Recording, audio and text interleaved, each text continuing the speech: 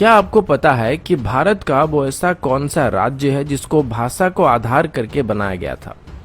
क्या आपको पता है कि दुनिया की सबसे बड़ी किचन भारत में है? लेकिन क्या आप जानते हैं कि ये जगह कहाँ पर है? क्या आपको पता है कि सिमलपाल नेशनल पार्क में ऐसी कौन सी चीज है जो पूरे दुनिया भर में कहीं पर भी देखने को नहीं मिलता है? क्या आपको ये भी पता है कि चंद्रगुप्त मौर्य जिन्होंने पूरे भारत को जीत लिया था, उन्होंने कभी भी कलिंग पर हमला करने का साहस क्यों नहीं किया था?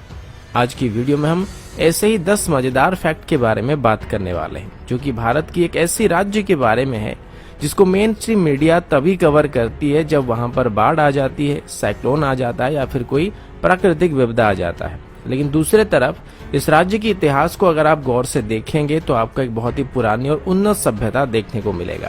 साथ ही इसकी प्राकृतिक सौंदर्य आपको यहाँ पर बार बार आने के लिए मजबूर भी कर सकता है। जी हाँ, मैं उड़ीसा की बात कर रहा हूँ और आज मैं अपने राज्य से जुड़े हुए 10 मजेदार और जानकारी से भरे हुए फैक्ट आप सभी को बताने जा रहा हूँ।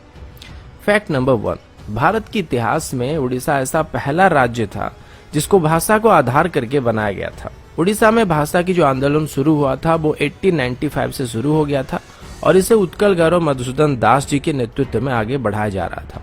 और फाइनली भारत को आजादी मिलने से पहले ही यानी कि 1936 में ही उड़ीसा को भारत का पहला राज्य बना दिया गया जिसको भाषा को आधार करके बनाया गया था। फैक्ट नंबर 2, उड़ीसा के बरगढ़ डिस्ट्रिक्ट में हर साल धनु यात्रा को आयोजित किया जाता है, जिसमें भगवान श्री कृष्ण और कंस मामा की कहानी को नाटक के रूप में दर्शाया जाता है।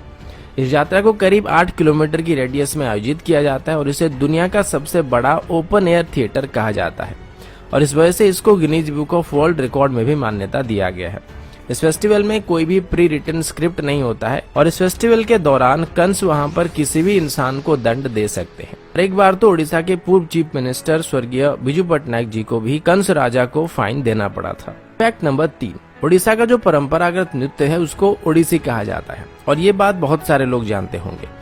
इस नृत्य को सीखने के लिए देश विदेश से लोग यहाँ पर आते हैं, लेकिन ये नृत्य सिर्फ उड़ीसा के लिए गर्व की बात नहीं है, ये पूरे भारतवर्ष की एक पुरानी सभ्यता का प्रतीक है। इस नृत्य कला के बारे में हमारी पुरानी संस्कृत स्क्रिप्चर्स नाट्य शास्त्र में बताया गया है और इसको भारत का सबसे पुरानी नृत्य कला में से एक माना जाता है। इसको मुगल रूल के दौरान या फिर ब्रिटिश रूल के दौरान सप्रेस करने की भी कोशिश की गई थी, लेकिन स्वाधीनता मिलने के बाद इसको हमने दोबारा रिवाइव करने में कामयाबी हासिल कर लिया था। फैक्ट नंबर 4, क्या आपको पता है कि ताजमहल के बनने से काफी पहले से ही कोणार्क टेम्पल को बना दिया गया था और सबसे बड़ी बात यह है कि इसको समंदर के अंदर बनाया गया था।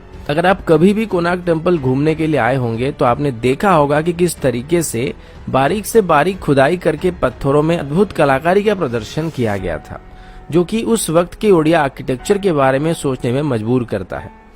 इसके बारे में इतने ज्यादा अद्भुत और अनसुनी फैक्ट है जिसको लेके एक पूरी वीडियो बनाई जा सकती है। वैसे अभी आपको जो कोणार्क टेम्पल देखने को मिलता है वो सिर्फ इसका आधा हिस्सा है और जो मेन मंदिर था वो टूट चुका है।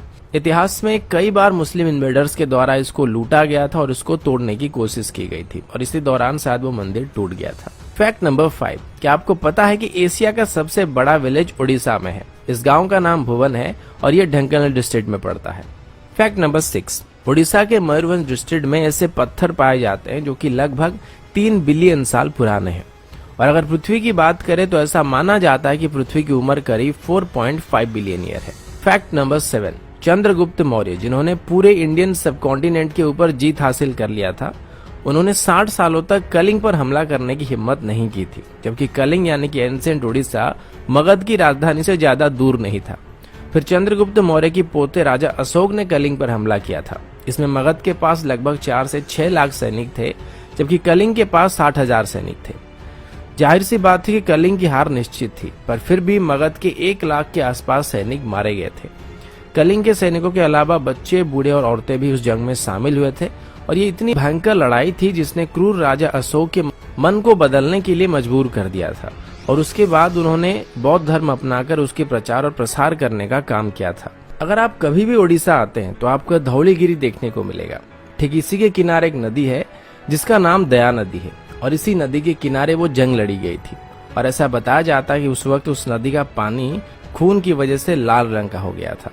फैक्ट नंबर 8, उड़ीसा में अभी 62 अलग अलग ट्राइबल ग्रुप्स है और उनमें से हर एक की कल्चरल ट्रेडिशन एक दूसरे से अलग होती है।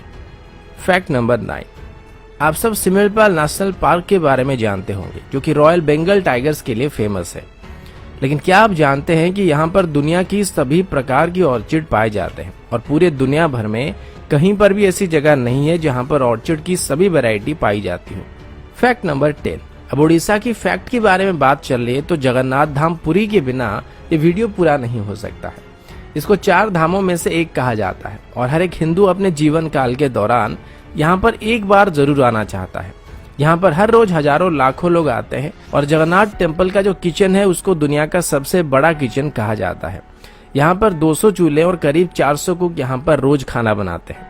यहाँ पर खाना बनाते वक्त 7 मटकों को एक के ऊपर एक करके रखा जाता है और सबसे पहले ऊपर वाले मटके का खाना तैयार होता है और सबसे अंत में नीचे वाले मटके का खाना तैयार होता है, जो कि चूल्हे के ऊपर बैठा होता है। औसतन यहाँ पर हर रोज 10,000 लोग खाना खाते हैं, लेकिन मंदिर में जो खाना बनाया जाता है उसकी क्वांटिटी साल भर सेम रहती है।